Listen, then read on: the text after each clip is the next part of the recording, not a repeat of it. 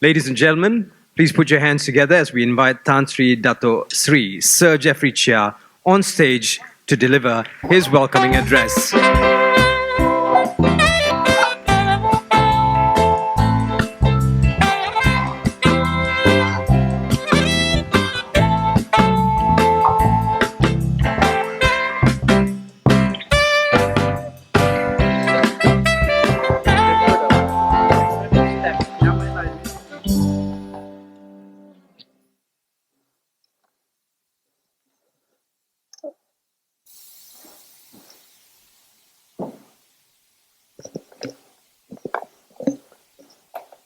Prime Minister Anwar Ibrahim sends his regret as he has very important mission to do, going to the OIC meeting in Saudi Arabia and to the APEC meeting in LA this week. Instead, he sent his very capable man, Tuan Rafisi. Thank you.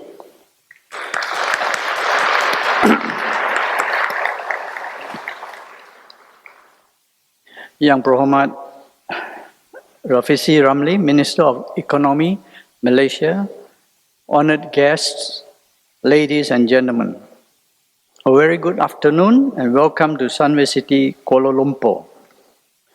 I trust you have found this morning's session enlightening and meaningful. One of the themes of today's summit is the future of finance.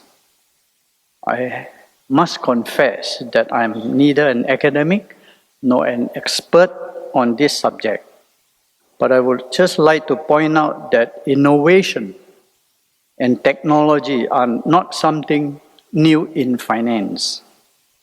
In the 1950s, we had the invention of credit cards.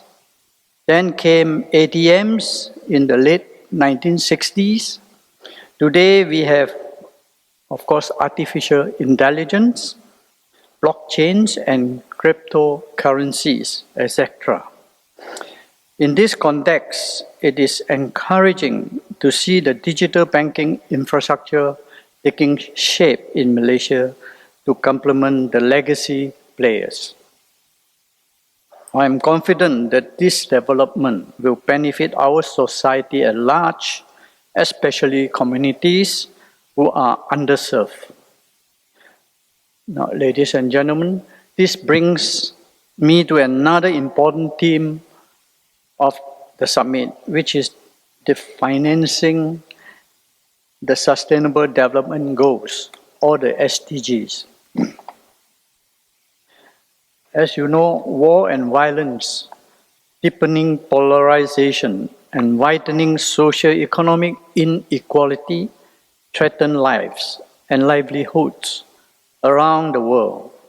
Above all, looms the climate crisis, which threatens the very survival of humanity. As such, implementing the sustainability agenda is no longer just an option, but an urgent imperative. At Sunway, we have fully embraced the 17 SDGs, which were adopted by all 193 member states of the United Nations in 2015. The SDGs are fully integrated into our business practices and decision-making processes. But we cannot do it alone. Realizing the SDGs requires the commitment of all segments of society, the government, the private sector, academia, civil society, as well as each and every one of us. As expert in the business of capital allocation, your expertise can help ensure that adequate resources are channeled towards implementing the sustainability agenda. In this regard, I would like to commend the government's bold and ambitious national energy transition roadmap, which was launched earlier this year. The roadmap outlines the importance of financing as it charts a path for the country to achieve net zero carbon emission by 2050. Ladies and gentlemen, in thinking about today's summit, I am reminded of some of my earlier encounters with bankers. In the 1980s, the ground below your feet here was a wasteland of abandoned pools caused by destructive mining activity. This wasteland was offered to me cheap because nobody wanted it. But I had a vision to build a green, integrated and sustainable township. When I approached the banks to seek financing for the project, they thought I was crazy. Of course, back then I had no track record or brand as a developer.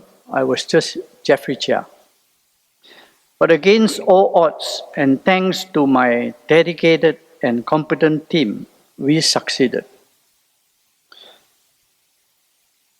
As Sunway Group expanded and grew, bankers were contacting me and offering me loans, often without collateral, during the 1990s.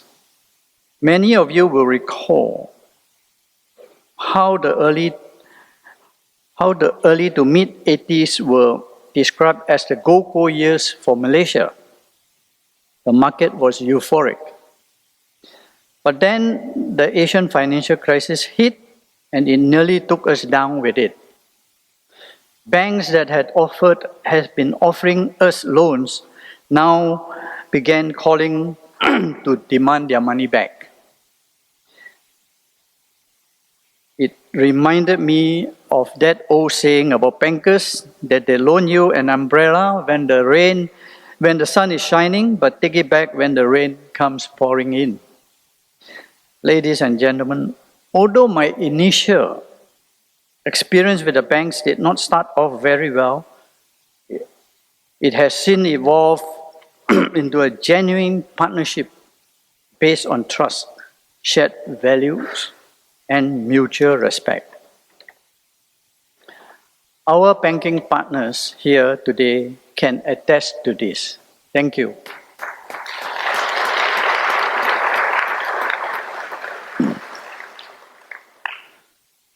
And I believe Sunway's core values of integrity, humility, and excellence are a major reason for this. For example, when we were struggling during the Asian financial crisis and could not meet our obligation, I personally met with my bankers.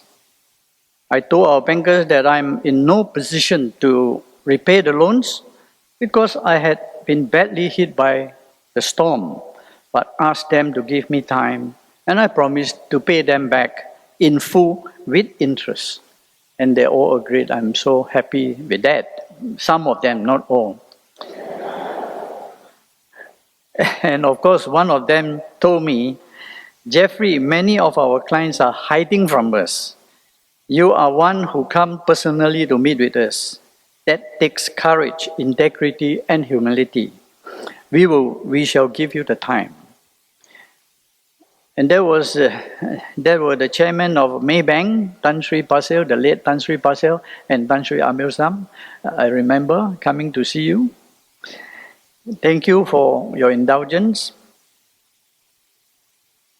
So I speak from my personal experience when I say that these values have not only guided my professional career, but served me well in my personal life as well.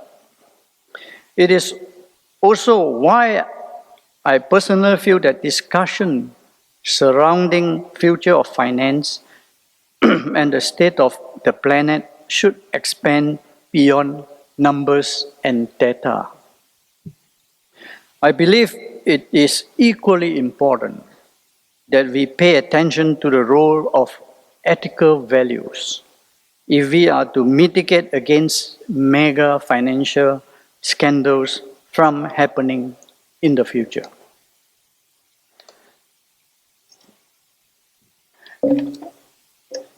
In the words of the late Mahatma Gandhi, and I quote, "The world has enough for everyone's needs, but not enough for everyone's greed." Unquote. I hope this aspect of ethical values is given a more active voice in addressing the industry challenges, including in your deliberations here today. In closing, I'd just like to thank Daniel and his team at ASLI for organizing this timely summit.